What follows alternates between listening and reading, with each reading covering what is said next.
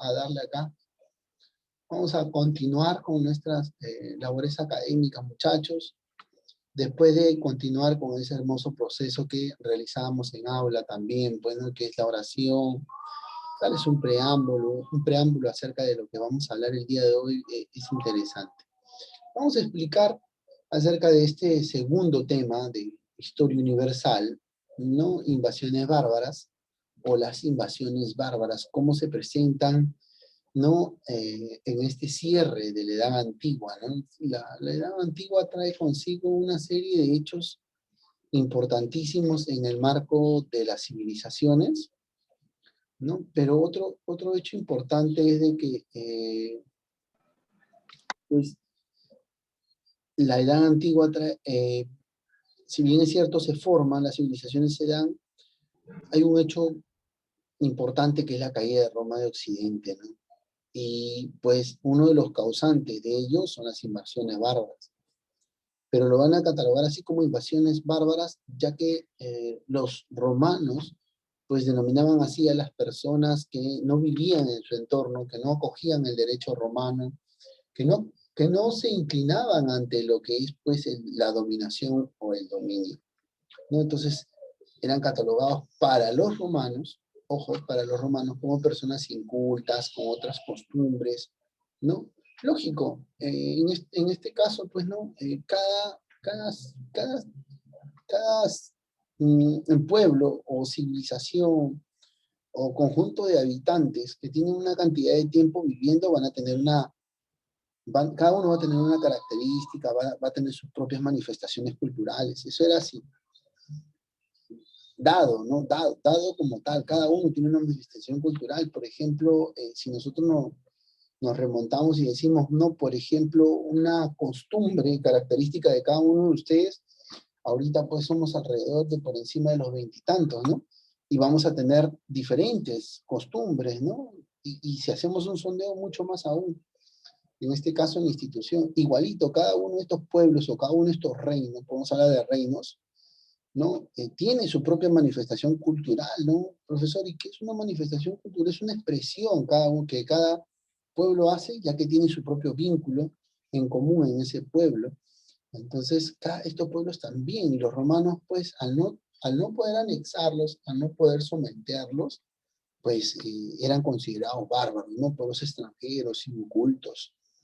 No, hoy en día se sabe que nunca fue así, ¿no? No fue tal como lo describieron los romanos. Fueron muy diferentes, ¿no? Fueron una civilización con sus propias culturas, con sus propias creencias, con sus propias costumbres, tenían dioses. Claro, si bien es cierto, adoraban a dioses, pero ¿por qué los romanos lo llamaban bárbaros?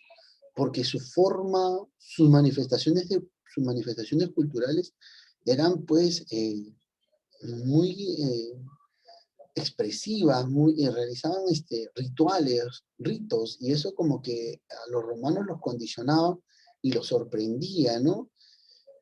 Que no debería ser así, porque ustedes recuerden que la base de la religión romana, la base de este imperio romano, pues viene de otras culturas, ¿no? De los latinos, viene de los griegos, ¿no? Viene una fusión de manifestaciones culturales que acoge el Imperio Romano, entre otras, ¿no? En este caso. Vamos a continuar. Hemos preparado un tema el día de hoy para los alumnos de segundo año, invasiones bárbaras. Vamos a poner por acá esta imagen. Listo, ya está. Invasiones bárbaras. Vamos a ver, ¿qué nos dicen las invasiones bárbaras? O cómo llegan, pues, a este territorio. Importante porque tenemos que ubicarnos en el tiempo en el que se realiza. La Edad Antigua está por terminar y un hecho trascendental hasta la actualidad, y lo seguiremos hablando, ¿no? En base a la periodificación histórica europea con la cual trabajamos, ¿no? Va a ser la caída de Roma de Occidente. Ese proceso, ese hecho histórico, va a marcar una división, una brecha, ¿no? Para el inicio de la Edad Media. Profesor, eso quiere decir que nosotros en este momento estamos viendo los orígenes de la Edad Media. Podría decirse que sí, ¿no? ¿Cómo se va a presentar o cómo se va a originar la Edad Media? Entonces, uno de esos puntos claves para hablar de la Edad Media va a ser las invasiones bárbaras. Estas invasiones va a traer consigo un cambio importantísimo para el mapa de Europa de aquel entonces, del siglo IV al siglo V. Hecho que marca, pues, esta división de una edad a otra en el siglo IV al siglo V. ¿Cómo se presenta? ¿Qué se da? ¿Qué pasa? Es lo que vamos a aprender y conocer el día de hoy. Profesor, el año pasado nos hacían mención algo referente, sí, muy parecido, pero este año ya vamos entrando en detalles. Recordemos cómo era el Imperio Romano hasta hace, pues, unos días atrás que veníamos hablando acerca del Imperio Romano. El Imperio Romano es un imperio extenso, va a tener el dominio y el control del Mediterráneo total, o sea, de este mar Mediterráneo, va a tener el dominio y el control del Mar Negro. Esto le va a dar la facultad de poder manejar el comercio entre Oriente y Occidente. Todo va a estar bien, siglo II, siglo III. El siglo IV va a ser testigo de todos estos pequeños sismos que se van a dar en este territorio. El territorio de Roma va a ser un territorio extenso, pero mientras más grande va a necesitar mejor administración. Y eso fue el talón de Aquiles del Imperio Romano. Y muchas veces optaba o terminaba aceptando condiciones de los pueblos, ¿no? Para, como se dice, mantenerse en este caso. Y en otros casos ejercía su dominio. Pero la historia nos dice que estas invasiones bárbaras, si bien es cierto, empiezan en el siglo IV, ya anteriormente tenían y venían azotando algunas rivalidades recientes. Entonces hay que tener claro que los romanos era un imperio que si bien es cierto y se extiende, pero también a todos aquellos que están a su alrededor no los van a considerar como en el marco de civilizados. A lo contrario, incivilizados, que no tienen costumbres, X cosas.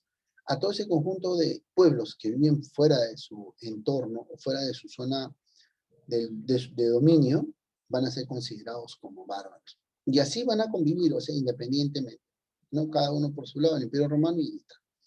Ahora, el Imperio Romano, para el siglo IV, va a empezar a sentir esos terremotos de invasiones. Esto se va a dar porque en Asia, ¿no? En la parte de Asia, recuerden ustedes, van a ser expulsados un pueblo, por así decirlo, un pueblo liderados por Atila. Son expulsados a raíz de que prácticamente empiezan a cometer una serie de atrocidades. Un pueblo sangriento, conocedor de las artes de la guerra, ¿no? Un pueblo que, si bien es cierto, pues imagínense que para la época montaban caballo y tenían la propiedad y la facultad de estar cabalgando, ¿no? O sea, que están cabalgando y portaban flechas y mientras que cabalgaban, atacaban, imagínense, la propiedad de estar cabalgando, mantener el equilibrio y empezar a arrojar flechas. O sea, una técnica para la época increíble, ¿no? O sea, una habilidad para la guerra, muy aparte de ser sangriento, ¿no? Ojo que este pueblo, ¿no? Con todo y su líder, que fue Atila, ¿no? Son expulsados por ese mismo hecho, ¿no? De ser un poco, vamos a llamarlo así como dicen, crueles, sangrientos, ¿no? Por ser bien aguerridos. Son expulsados y al no tener territorio, ¿qué van a optar? Van a ir buscando un espacio, ¿no? Así como los hebreos, buscando la tierra prometida, igualito, ¿no? Los hebreos también, estos unos también salen y empiezan a buscar su espacio. En aras de buscar su espacio, ya para ellos, para esto, los hunos y Atila sabían, ¿no? Conocían del Imperio Romano, mantenían su distancia. Entonces Atila se traza un objetivo, invadir Roma. Pero para invadir Roma, con el pueblo que tiene, a comparación del gran Imperio Romano, como que todavía va a faltar fuerzas. Entonces, ¿qué empieza a hacer? Él empieza a condicionar a todos los pueblos que están del límite del río Danubio. ¿No? Este río que está por acá, el río Danubio, el límite del Danubio. A este tramo de acá se llama la Franja de la Seda o el Camino de la Seda. Curioso, característico, porque es el camino que siempre sale en muchas películas de la Edad Media, medieval, de los chinos, siempre sale el camino de la seda. Un camino, lo llamaba el camino de la seda, bien, bien complicado este camino, ¿no? ¿Por qué? Porque te enfrentabas a una serie de situaciones peligrosas que podías salir muerto en este camino. Ahora, empiezan a empujar a todos estos territorios, tanto germanos, y primero empiezas con los germanos, ¿no? Pero estos territorios, recuerden ustedes que también pues van teniendo una situación hacia Roma, o sea, una pequeña rencilla hacia el territorio romano. A eso se va a sumar el empuje o la amenaza de decir, hey, tienes que invadir, si no, yo te quito el territorio, vienen los unos, me van a invadir, yo tengo que ir a seguir invadiendo los otros, porque me van a quitar mi territorio. Entonces, una cosa va a conllevar a la otra. El hecho de que los unos vinieran y empujaran y empezaran a ejercer o a someter cierto dominio sobre ellos, los va a inclinar a ellos a querer también ellos buscar otro territorio. Pero, ¿no? Los unos sabían y tenían claro, ¿no? Tenían claro en el sentido de que la población en estos reinos germanos, en estos pueblos germanos, estaba creciendo, estaba aumentando. La población estaba aumentando. Entonces, ya para esto, lo que no sabían los unos era que parte de la población germana ya había aceptado y había condicionado algunos espacios del Imperio Romano, ¿no? Entonces, pero, profesor, ¿no que en todo este entorno solamente eran romanos? Para el siglo IV, para el siglo V, va a haber una diferencia en cuanto a población.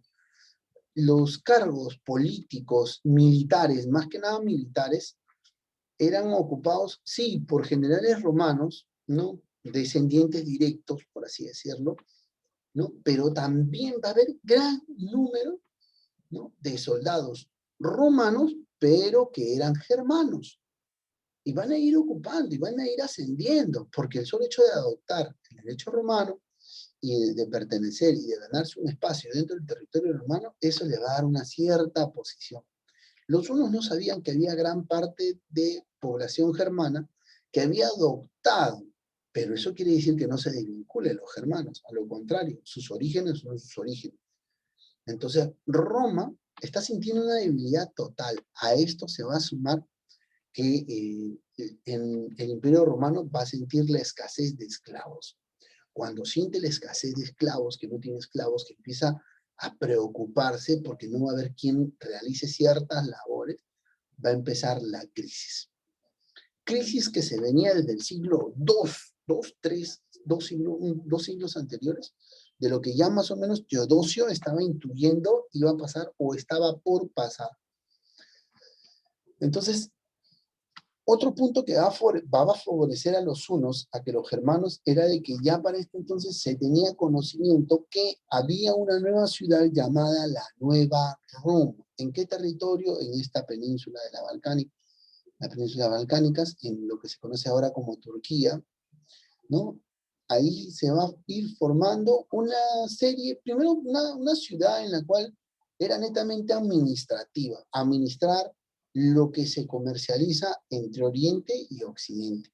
Entonces, por lo tanto, la mayoría de los funcionarios que fueron allá, si bien es cierto, la gran mayoría de cristianos, en otro caso también grandes estudiosos, ¿no? Se van a encargar de esta administración y la cual va a rendir cuentas.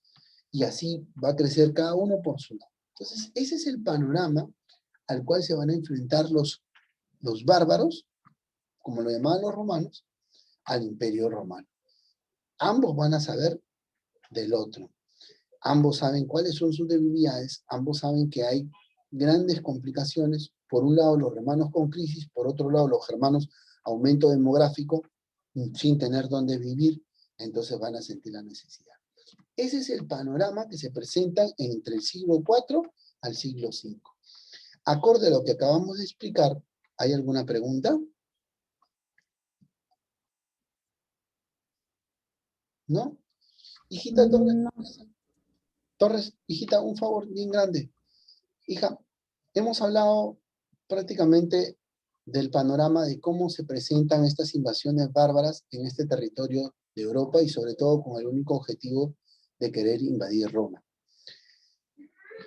Me gustaría escuchar si quedó claro la explicación acerca de esta primera parte para empezar Sí, profesor. Ok, gracias, hijita. Eso es lo que necesito. Sí, chicos, cuando yo les pregunte alguna pregunta, ustedes pueden activar su micro, no es bloquear una, ok, profesor, está bien. ¿Alguna duda? Siempre es necesario que ustedes me digan, me pasen la voz, o profesor, esto, ¿no? Para yo poder reforzar.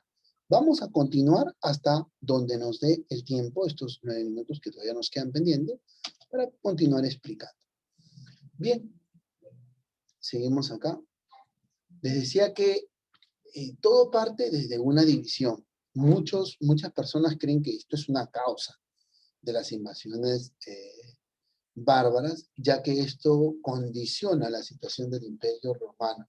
Pero recuerden ustedes que en el tiempo de Teodosio, al tener 2 hijos, al pensar y tener el mejor control, ¿no? Porque fue lo que quiso Teodosio, que hay una mejor administración del Imperio Romano, que era tan extenso, entonces tuvo a bien, ¿no? Dividirlo entre sus hijos, ¿no? Honorio y Flavio Arcadio, ¿no? Honorio y Arcadio lo van a encontrar ustedes, ¿no? Entonces ya tienen el dato, Flavio Arcadio Augusto, y trasladar una nueva capital llamada la Nueva Roma o Constantinopla. Para que la administración pues se vea bien, surja un nuevo progreso. Recuerden ustedes que con Teodosio se afianza el cristianismo, ¿no? Entonces, ya tenemos el panorama.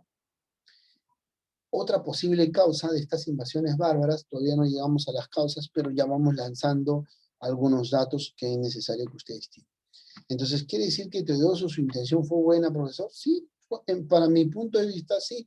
Para tener un mejor manejo, un mejor dominio y control del gran imperio romano, lo divido en 2, entre 2 de mis hijos.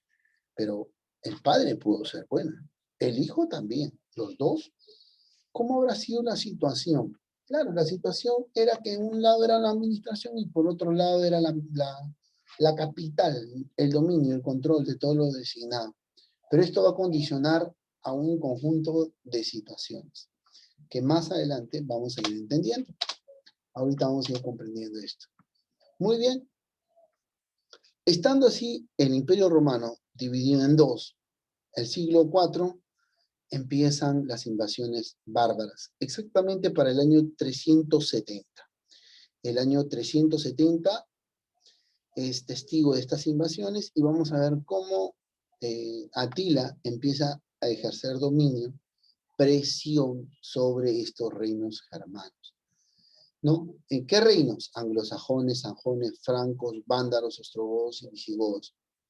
Estos reinos, al sentir la amenaza, al sentir el condicionante de los hunos, no tuvieron otra opción más que empezar también con su invasión a este territorio del Imperio Romano. Tanto, algo curioso, ¿no? Que si bien es cierto, se va a querer invadir Oriente, pero más el objetivo era por Occidente, ¿no? Por tener, como se dice, la cabeza de la serpiente, como se dice en un decir, ¿no? Un decir en este caso, ¿no? Entonces, van a centrar. ¿Por eso fueron ellos nomás? Sí, en este caso sí fueron ellos, en este caso de los germanos, pero vamos a conocer un poquito más acerca de esto antes que nos busquen el tiempo. ¿Quiénes fueron los bárbaros? ¿De verdad han sido bárbaros? Explicamos en esta primera parte que no, ya que cada pueblo tenía su manifestación cultural. El término fue acuñado por los romanos, así para expresarse a todos aquellos que viven fuera de su territorio. Bárbaros, ¿no? Para los romanos eran personas incultas, que no tenían costumbres, X cosas. Entonces, pero para nosotros, cuando analizamos la historia, y usted lo va a conocer y lo entiende, es de que cada pueblo tiene sus manifestaciones culturales. Y lo que tuvieron estos pueblos, cada uno tenía sus manifestaciones culturales. Muy diferente a los romanos, que los romanos no les parezca, no compartieran, pero siempre en la vida hay que saber respetar las opiniones, las costumbres, de repente por ahí, o comportamientos de algunas personas porque están acorde a sus manifestaciones culturales propias, en este caso. ¿Quiénes eran? Vamos a conocerlos acá un poquito, no sin antes darle una pequeña definición que es necesario que ustedes lo tengan ahí. Dice que las invasiones bárbaras fueron este proceso de ocupación territorial de Roma por los pueblos de afuera, ¿no? Fuera del territorio imperial, o sea, extranjeros. Definición que es importante, que seguro están viendo ustedes. Y estos bárbaros estaban conformados no por aquellos que estaban en el Tártaro mongol, ¿no? ¿Qué pasa? El territorio de Mongolia, hoy en día, hoy país Mongolia, caso curioso, cuando escuchamos ese nombre siempre nos causa cierta, como decía, son Mongolia, ¿no? Porque lo relacionamos a un término, ¿no? Pero no debería ser así, es un país. Los mongoles, en una determinada parte de la historia de Asia, también era una civilización basada en dinastías, y estas dinastías, China, ojo, estas dinastías, pues eran dinastías pues que se habían dedicado mucho a las artes de las armas, ¿no? Es por eso que también pues Atila con todo su cúpula, su pueblo, práctico por así decirlo, son expulsados, ¿no? Porque eran bien crueles, bien sangrientos al momento de realizar una batalla. Por un lado tenemos a los tártaros mongoles, liderados por Atila, los hunos. Por otro lado van a estar los eslavos. Los eslavos, habitantes prácticamente netos del continente europeo, y entre sus miembros van a estar los búlgaros, los checos, los alanos, ¿no? Estos pueblos, en este caso de los eslavos, van a ser uno de los pueblos que van a dar su brazo a torcer en cuanto a querer, no, ante el temor más que nada de los hunos, ¿no? Van a ser los primeros que van a aceptar querer iniciar esta invasión, los eslavos. Y también van a estar los germánicos, o los germanos en este caso. En los germanos van a estar los teutones, anglosajones, los francos, los godos, los visigodos, los ostrogodos, todos los godos. Pero estos son los tres, pues, grupos de bárbaros que van a, pues, ir posicionándose y van a empezar a mirar su objetivo de querer invadir o conquistar, ¿no? Este imperio romano de Occidente. Aquí lo tiene, y por acá lo tenemos en resumen. Este esquemita es el que de repente quizás ustedes lo puedan copiar, lo puedan tener. Aquí lo vamos a dejar. Usted ya es práctico, ¿no? Usted en el teclado pone impam page, creo que sí, impam pages. Impam pages, pone impam pages, van ¿cómo se llama? A Paint, lo pegan, cortan la imagen que no desean, voy a eliminar, cortan la imagen que no desean y hacen un cuadrante y ya lo tienen y lo van pegando en su Word. Y así van teniendo la información cada uno. Y en casita con la tranquilidad pueden ir copiando, ¿no? Los bárbaros fueron pueblos que habitaban fuera de los límites o fronteras del Imperio Romano. ¿Quiénes eran? Una vez más, están entre los que destacan los germanos. Vamos a mover acá. Entre los que destacan los germanos. Profesor, y los asiáticos, entre los que destacan los hunos. En los germanos, los anglos, sajones, ostrogodos, visigodos, vándalos y francos, ¿no? Este es el esquema que, pues, de repente les puede ayudar y puedan tener algo. Y abajito le pueden agregar, ¿no? Lo llamaban por ese motivo, por vivir fuera de la frontera, por tener otras costumbres, los hermanos lo llamaban bárbaros. Nos quedamos con esta imagen, queridos estudiantes, que están visualizando, para volver después de 10 hermosos minutos que ustedes se van a dar, para tomar sus refrigerios. Vamos a pausar acá.